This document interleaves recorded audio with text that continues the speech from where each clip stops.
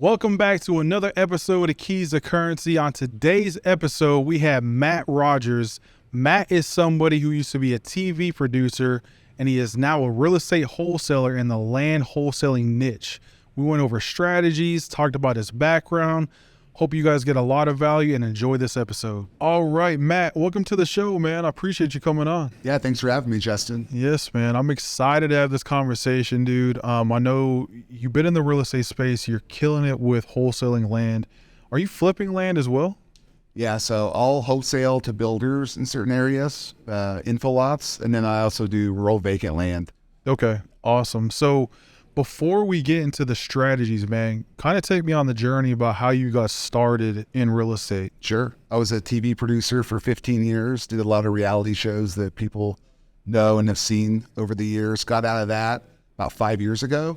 Okay. The travel was becoming very intense, and I wasn't home very much, and just needed kind of a lifestyle change. I stumbled across real estate through Bigger Pockets, like most people did probably at that time, and started reading about how you can make money flipping land with low to no money down, and just kind of dove in right away after that and got started and got my first deal probably within about 3 or 4 months after kind of diving into the space. Got you. So you didn't ever get into like single family real estate, or you dove right into wholesaling land? I dove right into land. It was the first niche that I kind of discovered just online when I was looking at real estate, and the ability to do parcels and work remotely and not have to worry about sending people out to a house or go doing all those things, which people make a lot of money doing. But I just kind of got into this niche first, and I've been riding it ever since. And I'm sorry, how long you been doing it? Almost 5 years. 5 years, dude. So what does your setup look like right now? Like, tell me about your team. Are you one-man show? Do you have a team? Like, do you have an office location? Are you virtual? Tell me a little bit. I do a lot of deals solo myself. I have partners I bring in on other deals. I've had several partners over the years I've done a lot of deals with. It just kind of depends on the niche I'm working in. When I first got started, I did everything myself. Okay. All the mailers. I did direct mail for a long time. That was my main marketing source. So I would get the mailers, scrub them, send them out, have the calls come in. And then I, hired a phone service, hired Pat Live shortly after I got into it. Started getting so many hate calls on my phone. People cussing you out, doing all kinds of crazy things. So after a few months of that fun, I got an answering service. They take care of everything. And, just kind of got the ball rolling with that. Got you. So when you first got started, man, what was some of like the biggest hurdles and challenges that you had to face when starting out? Just the confidence of knowing that doing something different that you've never done before. Just like if you're in a new business venture or you're doing a real estate deal, you've never done one before, it comes down to just proof of concept when you start. So other people doing it, you say, oh, can I do this? Do I have the chops to get something like this done? And looking back now, it seems, it's just like limiting beliefs. Yeah. Until you see you can do it the first time, you're always kind of wondering, is this for me? Is this just success that other people have? And then you have to surround yourself with people who can kind of get you to that first deal. Yeah. Get you going, then you can see, oh, I just cashed a check. It was more than you made for a week in your job in one day. Yeah. And then it gives you the confidence to just keep going from there. So I know after I got my first deal, the second one came literally like a week later, and then it just started snowballing from there. Dang, man. So where are we at today, man? 2023, there's been a little bit of a market shift. A lot of wholesalers have been struggling. How are things looking today in 2023 for you? On the infill lot side right now, where I sell lots to builders, like typically quarter acre and half acre lots, I'll get under contract and assign them to home builders. The market has shifted a lot. The $40,000 lot that builders were paying, they're now paying $30,000. So now you have to go to your sellers and let them know, hey, the market's a little bit different than it was a year ago.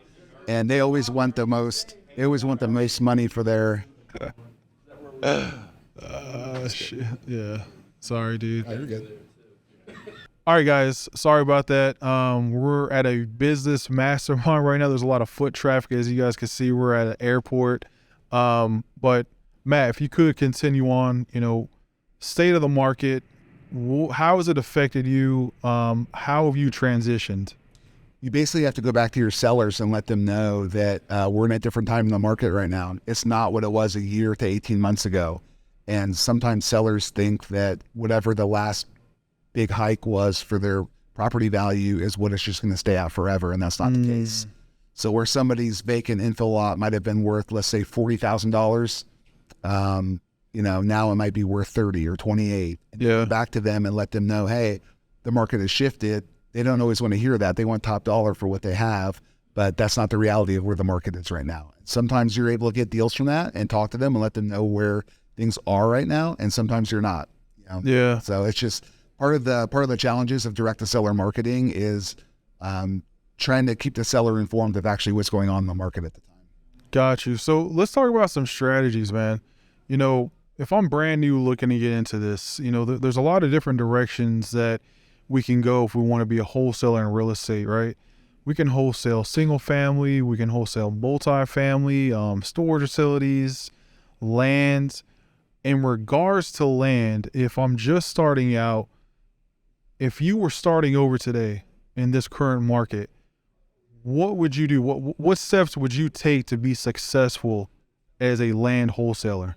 I would say for just getting started and you're looking to get the first deal under your belt, probably the easiest way would be to go find a buyer first. Go find home builders in any area you're looking to work and go find out where they're buying and how much they're paying. Once you have that information, you can work backwards. It's just reverse wholesaling. Okay. Find the buyer, find their price, find their area. Then you can go basically just go shop for them.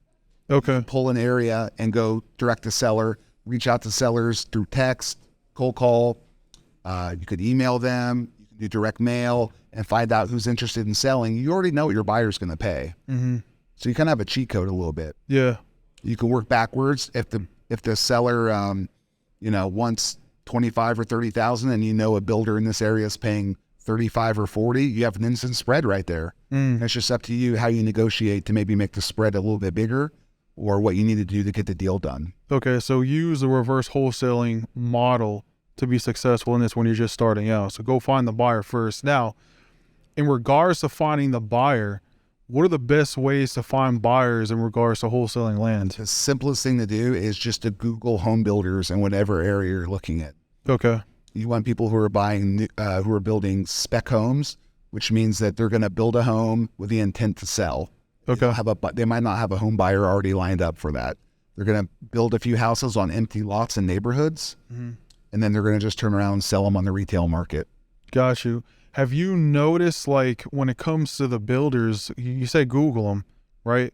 Are these like D.R. Horton type companies, like big time companies? Were they mom and pop type companies? Like, what kind of builders are we dealing with here? The larger companies can be a little harder to get a hold of, and they can have a little more red tape in what they're looking for and their processes to close. Like the D.R. Hortons of the world can take months and months to close a deal because they're so large, they're very picky about what they want, and it can just be a tough nut to crack sometimes. You go to smaller builders, more local, regional builders, people who have a little less red tape to deal with, and they're able to get you answers typically a little bit quicker.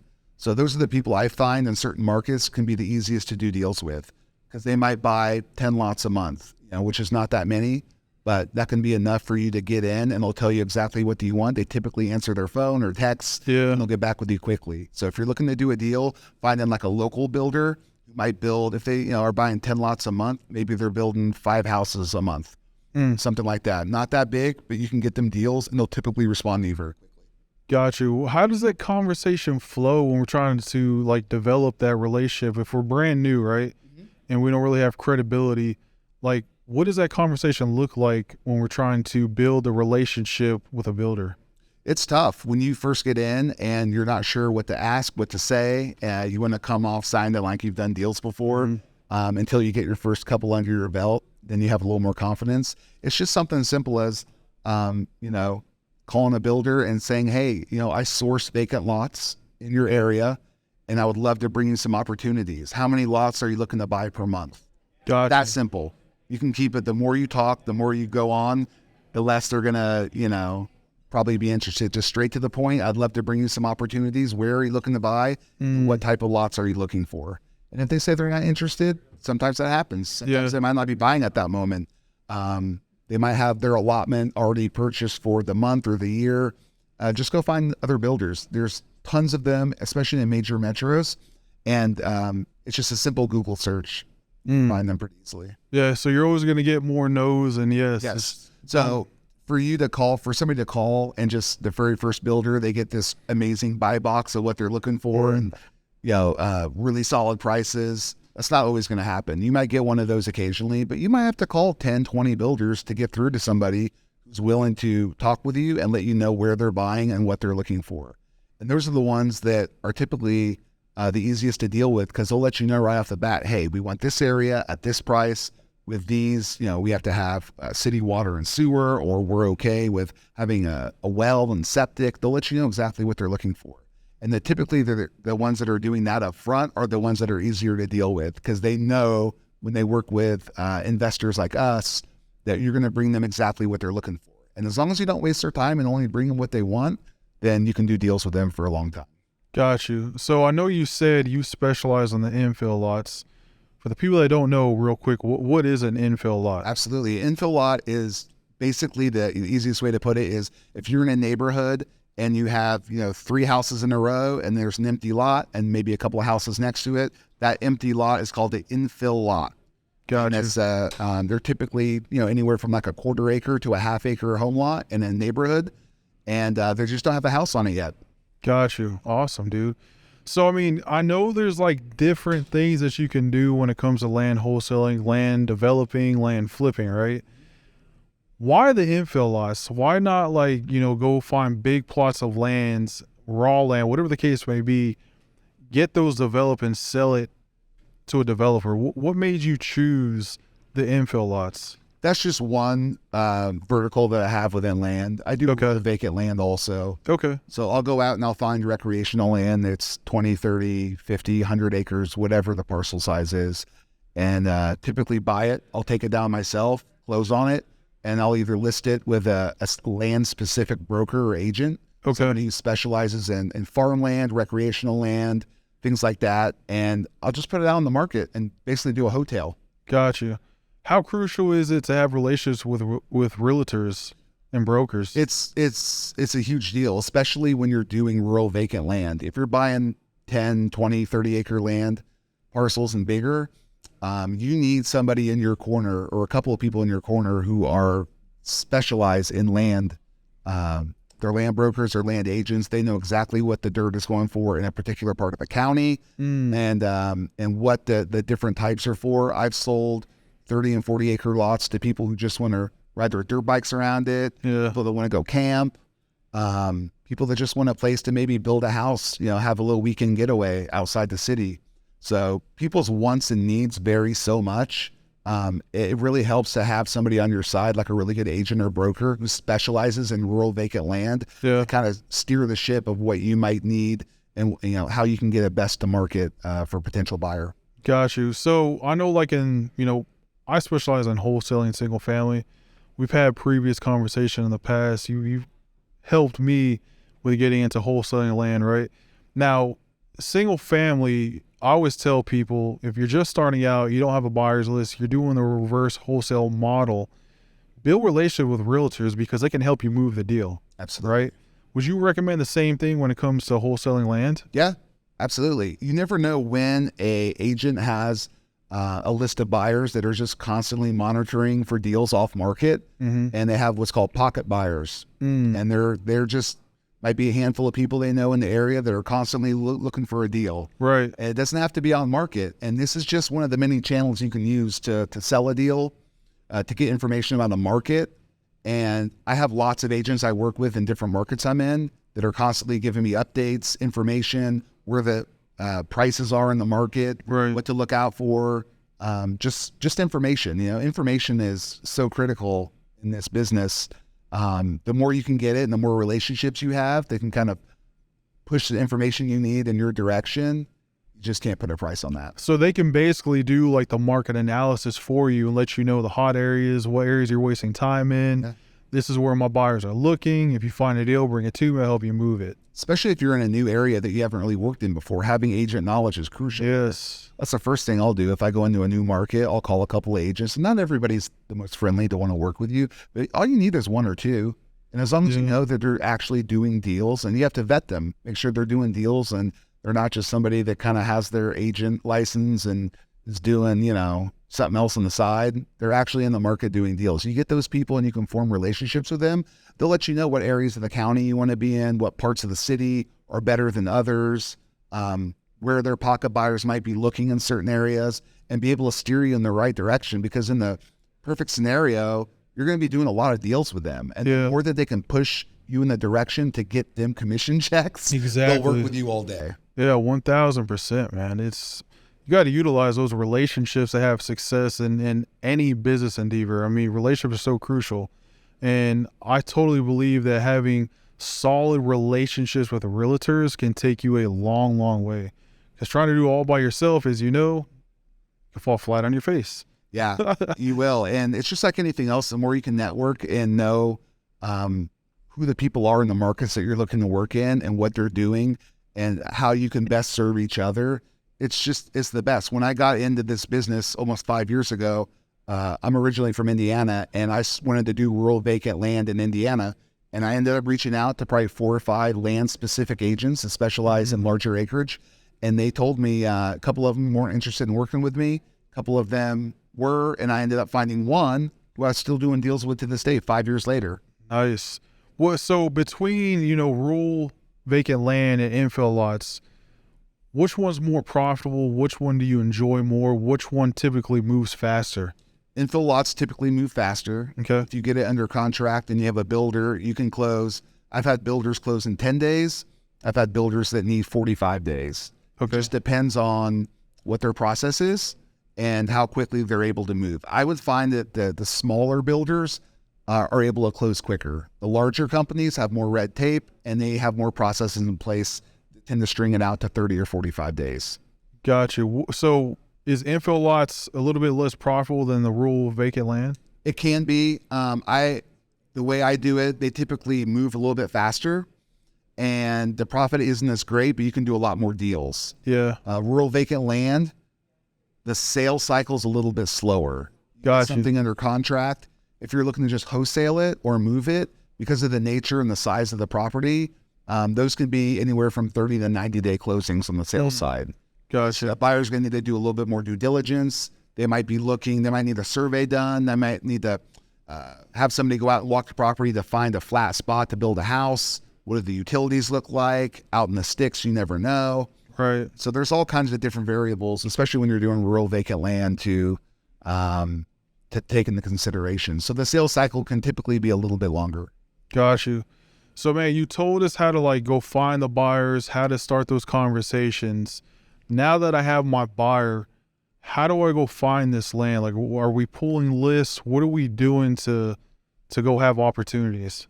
Pull lists, and if you find out exactly where they're looking to buy, and you can go on PropStream, you can go on any other source where you're going to pull lists, and you can put a radius circle in the areas that they're looking for. You can pull lists from counties and cities, and any way you can get your data to find the exact areas where your buyers are looking. Now, you might get some deals that come across your plate that don't fit the area that your 1 or 2 builders are looking for. That's okay. If it's still a good deal, somebody else will buy it. Right. But if you're just getting started and you want to have as close of a sure thing as possible, my advice would be to go find the buyers first. In this case, try to get 3 or 4 builders. You really only need 1 or 2, but if you can get 2, 3, 4 in place, and that way you can move deals to a couple different people if they might not fit the buy box of one of them. Gotcha. You're going to set yourself up for success to get your first deal. Got you. What platforms have you found is the best place to pull data? Because I know everyone talks PropStream, right? Is there any other sites that you found provide really good data? Because data is so crucial, right? Wholesaling has become such a competitive niche. Now, I would argue that there's less competition when it comes to wholesaling lands, but just wholesaling in general, it's very competitive. So having sophisticated data is crucial. Is there other sites aside from a PropStream that you would recommend looking into?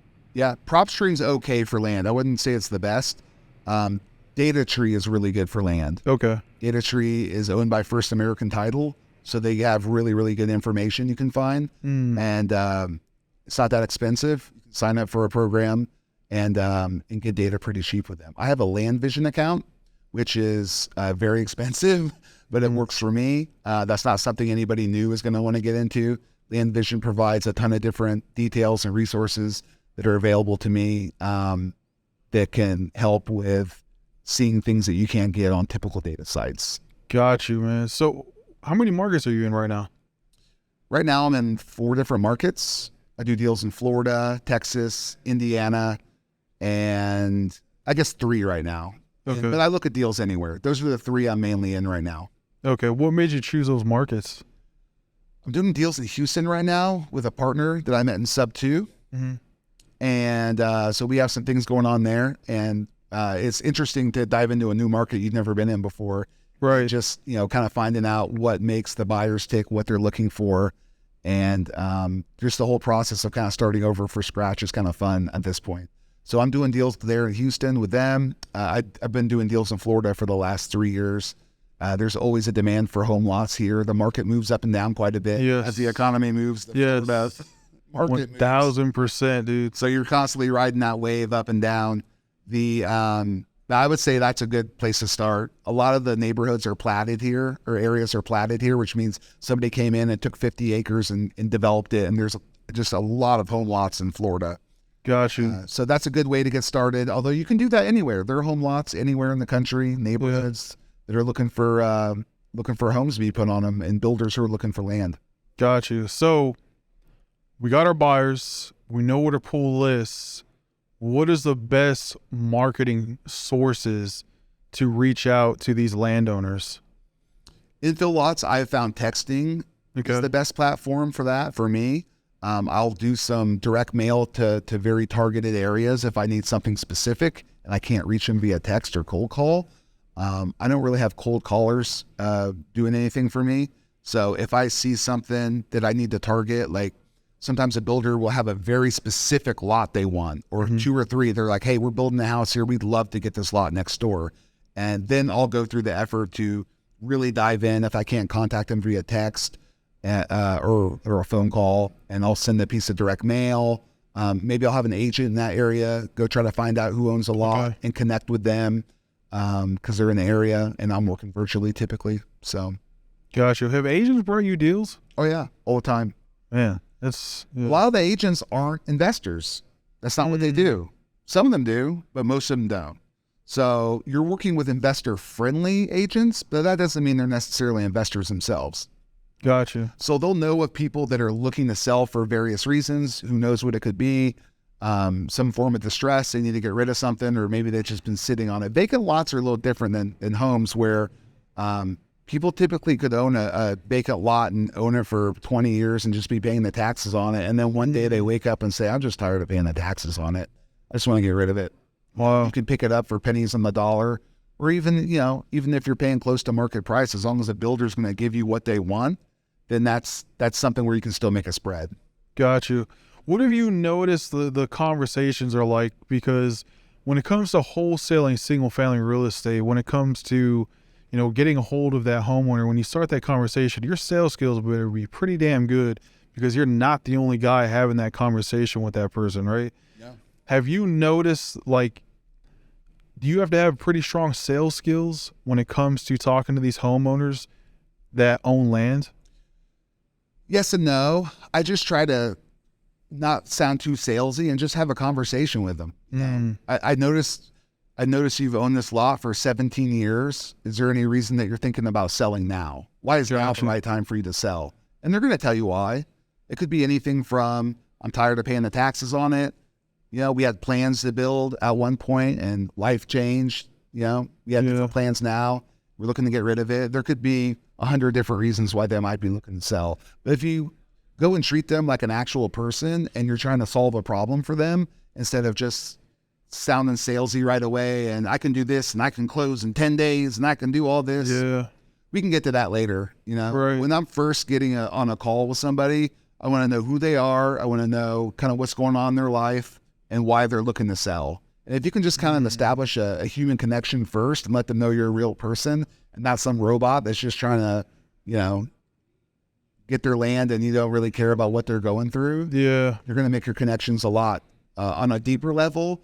And, I get referrals that way too. People enjoy working and doing business with me. So they'll tell family members, they'll tell friends. And I've gotten plenty of other deals by people just from referrals. Man. So just have genuine conversation with these people. Let's not get salesy. Yeah. Don't sell like a car salesman. Everybody has a script for this or a script for that. And, there might be certain things you need to ask, but you can do it in a way that doesn't sound so forced and rehearsed. Hey, I noticed you've owned this land for a while. Would you be open to an offer? Would you be open to selling? And if they say yes, just, maybe ask them why, any particular reason you might be looking to sell. And, they'll usually tell you. Yeah. Sales skills, man.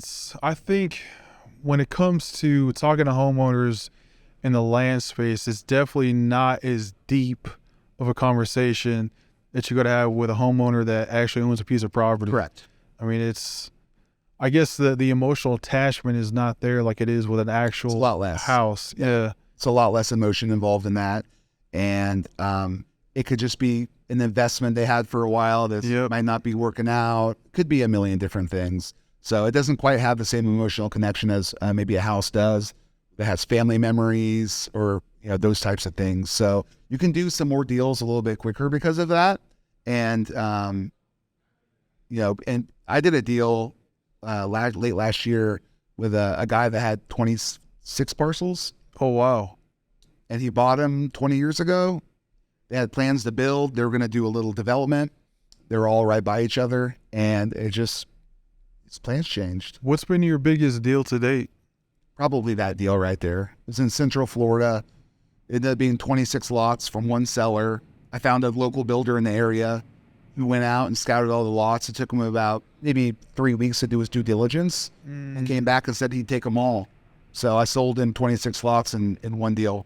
What are you comfortable sharing what the money looked like? It ended up being about $121,000 in deal profit off that. $121K, dude. Dealing with one seller. Yeah. And the seller was cool. He understood that it was going to take a little time to make sure that all the lots look good.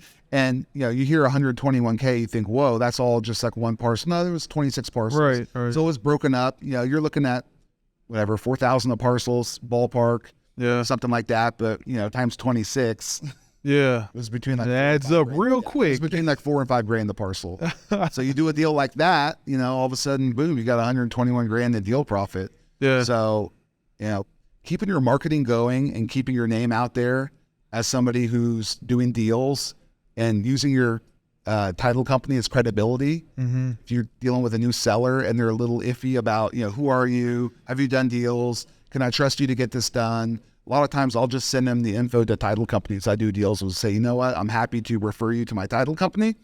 They will let you know that I'm a real person that does deals and can basically vouch for me. And that's gotten a lot of deals before too. What have you noticed is like the average profit margin when it comes to wholesaling infill lots?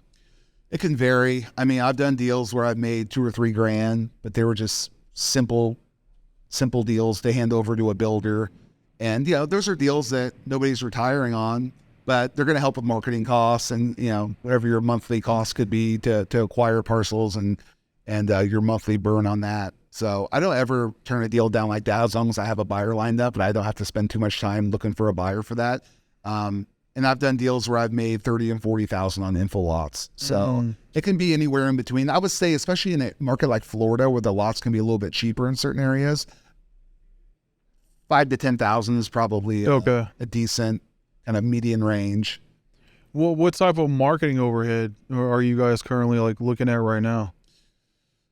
Software costs, texting costs, direct mail costs. It just depends. Some months vary greater than others. I don't market as aggressively in some months than others. If I have good deal flow and I just want to work on the deals that I have now, so my text platform isn't just blowing up 24/7. Yeah. That can get a little overwhelming sometimes. But besides that, that could be anywhere from like $5,000 to $10,000 a month. Okay, I was just about to ask, like, can I be range, successful? I know, but Well, I think that's actually a pretty good range. Starting out for the people who are just getting into this, someone be like, "Oh my gosh, I need $5,000 to $10,000 to be successful."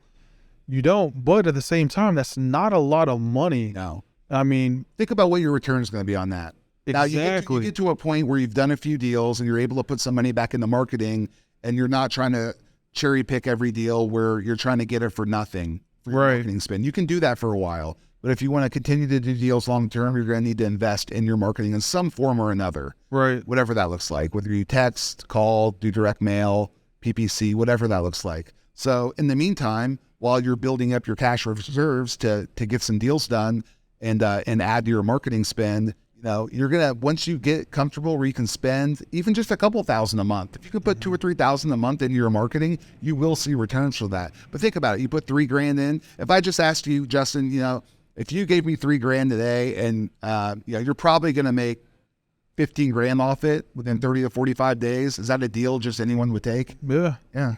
All day, bro. And be like, here you go. Totally. Right? So that's a pretty good return on your $3,000. Right. And once you do a couple of deals and you feel confident about what you're doing, and you feel like even if you just know how to do one little thing pretty well, that's just a way to continue to make money. You can keep that $3,000 can become 10, 15, 20 grand or more. Right.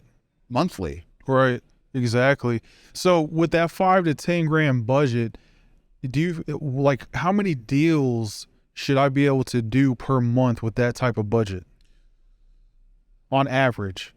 I would say for direct mail, averaging the rates have gone up a lot, or the conversion has gone up a lot with direct mail. I would say right now it's like taking somewhere between 2,000 and 3,000 pieces of mail to get a really good deal. Mm-hmm. Sometimes it's more than that. So if let's just say your average mail cost is 50 cents and it costs, 3,000 letters to get a deal, you're looking at 1,500 in direct mail right there. Yep. That could be a deal that makes you 10 grand. Yeah. 15 grand. With texting, it's a lot cheaper to get, but you have to go through a lot more headache. Yeah. Sometimes with the texting. Direct mail, you send it out, and whatever comes you back wait on comes them back. to call you. Yeah, it's a little more passive, and they're coming to you. So they're motivated on some level if they get back with you. It's just a matter of figuring out if the numbers work or not. Texting's a lot more involved, and have them monitor that a lot more. But it's a lot cheaper for them to acquire a deal. Got you. So let's talk about lifestyle, man. You've been doing this for 5 years. You found consistency. You found success in this niche.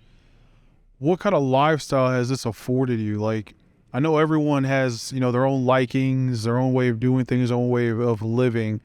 But you said you were a TV producer, so you came from the W-2 world, correct? Mm-hmm.